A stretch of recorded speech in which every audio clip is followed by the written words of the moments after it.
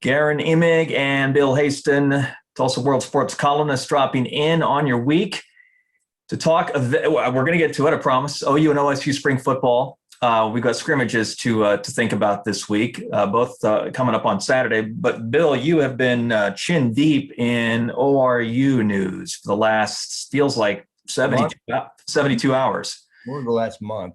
I mean, it's been a month today since they beat Ohio State. So, and before that, they win their conference tournament in dramatic fashion, and they go make history in the NCAA. And then, so yeah, there was a news conference at the Mabee Center today to make official, I guess, the transition this summer. Right. Athletic director's position with Mike Carter retiring after 27 years and Tim Johnson being promoted from deputy to the athletic director's job. So, and there was an acknowledgement too that what we reported yesterday in that, you know, they received a big signature lead gift donation, and they're going to apply that money to the development of a Mike Carter Athletic Center, which will be sensational.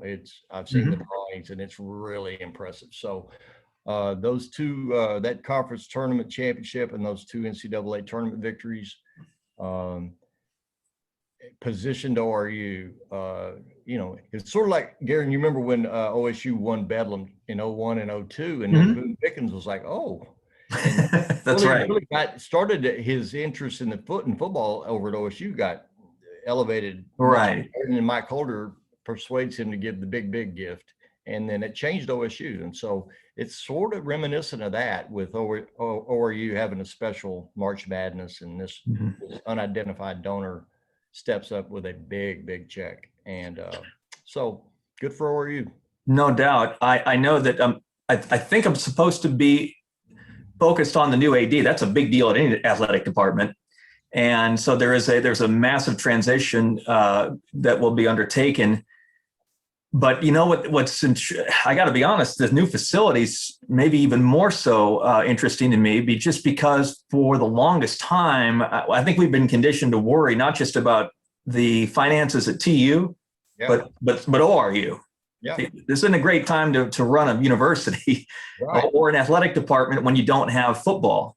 Right. And so that's you use significance, right? Yeah.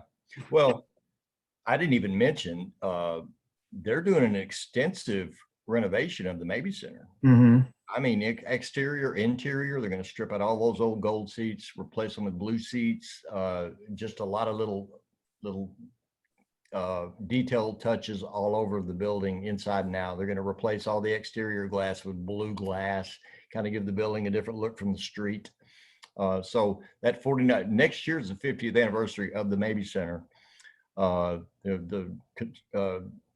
The birth of the Mabee Center, 50 years next year. So that's about mid-year next year or so is about when they'll finish this project. So no, with regard to 6 weeks ago, I mean, ORU was kind of stale and not much going on. And they go into their conference tournament as a 4 seed, Garen, and they win dramatic fashion in the semis and then in the championship. And then now they have this run and they compel this guy or person, whomever it is, to write a big check. And, you know, here ORU is all of a sudden. Now, and my first question was, how did you design this amazing facility? Right. A matter of days after the tournament or after you got this pledge or gift. And they're like, well, we really didn't design it. We designed it like 3 years ago, just as a wish list thing. And now here all of a sudden, you know, manna from heaven, and they're ready to rock with it. It's just, it's a perfect combination of being prepared for kind of something miraculous and then having something miraculous kind of happen. So it'll be positioned where you'll see it as you drive past the Mabee Center on 81st. It'll be in that southeast corner. Well, you know where the media entrance is. It'll be right there. And it's the Mike Carter Athletic Center, and it's big. Wow. Time, you know, it's nice. Well, they've been telling us about miracles for a long time out of ORU, so I guess we shouldn't be surprised. All right, you referenced a bit ago Mike Holder and Boone Pickens, and that takes us to OSU and football. Cowboys are going to have their spring scrimmage on Saturday. Mike Gundy has been talking about how this may look a little bit more like traditional football just because he has numbers with all of the, as he calls them, super seniors who have come back, the early enrollees. I don't know if that's necessarily true. Coaches are conditioned to be pretty careful anymore when it comes to spring scrimmages, but it's still intriguing. It gives fans and us reporters a chance to sink our teeth into progress, and if there has been what kind of progress has been made with the program since last season. Anything you're going to be there? Is there anything in particular that you're going to be interested in seeing? Absolutely. Offensive line play, and just to see what it looks like and to see the choreography and how the athletes look and all of that, because Garen, it's been, they're creeping up on like 8 years that it's been an issue over there. They've either been, I'd say at their best, since 2013, they've been like adequate. Mm-hmm. And at their worst, they've been unwatchably dysfunctional. Mm-hmm. That 2014, one season of that, but still the offensive line has been a problem for most of the last 8 years. So that'll be what I watch most intently. Obviously, if like Gunnar Gundy gets on the field and gets a few snaps, that'll be fascinating to just see how he looks on a college field. Mm-hmm. But, everything I hear with regard to defensive personnel, they're really happy with all three levels of the defense. Sure. They because out of necessity, they had to go deeper into their backfield depth last season than they ever expected to have to. And it looked pretty good, right? So I'll be interested to see what those, LD Brown presumably is the number one back, but the guys behind him, how they look now. And then I'm told Brennan Presley has had a sensational spring, and he's got momentum from the great bowl game performance. So, see if they're able to target him frequently and in what ways they do that. So, no. And then obviously Spencer Sanders, had a great finish to his regular season at Baylor, and then the great in the bowl. So, how does that look? But with regard to seeing real football in Norman or Stillwater, no. Right. Yeah, right. Because there'll be quick whistles. No real tackling, not much. And understandably, just like what I saw at TU last week, a lot of quick whistles, and you're not going to see quarterbacks taken to the ground.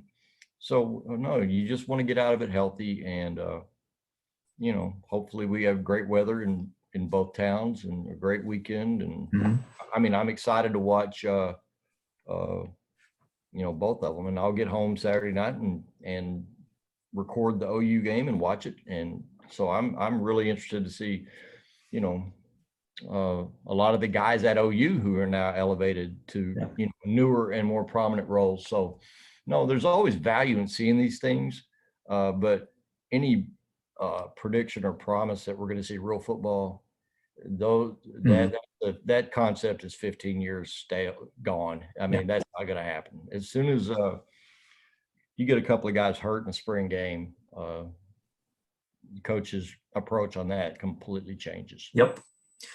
I'll be in Norman. There are two players, and I don't know how much they're going to be on the field because, again, how cautious coaches are with dudes they know are going to be prominent players. But two guys who did not participate, and I keep having to remind myself of the number of guys who opted out last year during the pandemic last fall, and there are two prominent guys who could have made what turned out to be a pretty cool OU football season even cooler, and that's Kennedy Brooks at running back and Jalen Redmond on the defensive line. So just the sight of both of them out with their teammates again, I think will lift, expectations, which are already pretty high, right, going into next season for OU football. Outside of that, offensive line wouldn't be a bad position to keep an eye on in Norman either. With Creed Humphrey gone to the NFL at center, Bill Bedenbaugh's got some returning dudes to help protect Spencer Rattler, but there's still some question as to who's going to play where. I think that merits some watching, and then there's still all sorts of spots on defense that will need to be solidified and after the departure of certainly someone like Ronnie Perkins up front, and then a guy like Trey Brown and back at corner. So again, we're not going to, this isn't going to answer a lot of firm questions, but I guess the sense, Bill, that the expectations that have been really high for this season at Oklahoma since they disposed of Florida really in the Cotton Bowl, will they ramp up even more based on anything that we see on Saturday? Only if somebody gets hurt, I think. Yeah. Yeah. And God forbid, you just hope, and you certainly don't expect somebody to get hurt, but no, I'm fired up to see what Kennedy Brooks looks like again. I mean, what he averaged 2 years ago, 8.5 carry, second only to Greg Pruitt. That's right. Yeah. I mean, that's nuts, man. I mean, that's the kind of weaponry you're talking about that wasn't there last year in the backfield. And now, especially with, McGowan, you don't know what his status is going to be. Yeah. That mess. Right. Right. And so I'm looking forward to seeing, what Kennedy, what he'll look like. He'll look just like Kennedy Brooks. That's what he'll look like. Yeah. He'll be fresh is what he'll be. Yeah.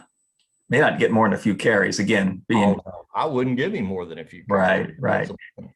All right. So you and I will meet back here next week and review what we saw in Norman and Stillwater. And you know what else we need to start chatting about, man? It's a draft. Yeah. All of a sudden. I mean, that's imminent. Here's what we'll talk about next Monday. We'll review the spring games. We'll probably be able to discuss in specific detail Bryce Thompson's destination. That's right. Yeah. Certainly the draft and something else that's slipping my mind at the moment. But yeah, there's this week is eventful. Next week, super eventful. But I'm fired up to, I haven't looked at the extended forecast, but if the forecast is favorable, I'll park my butt right outside at Boone Pickett Stadium and sit outside and watch this spring game. I can distance and chill and watch it outside. I mean, are we supposed to have a freeze tomorrow morning or something nuts? Yeah, I think we're going to be, we're supposed to be thawing out this weekend from, cow. So yeah, I'm ready. I'm hopeful for a beautiful spring day and no injuries and something that kind of looks like football. Yeah, maybe one decent quote from between Riley, Dundee, Alex Grinch, and Jim Knowles. I like our chances. We'll get something. We'll get something to chew on. So, all right, man. We'll talk to you next week. Good seeing you. All right, Garen.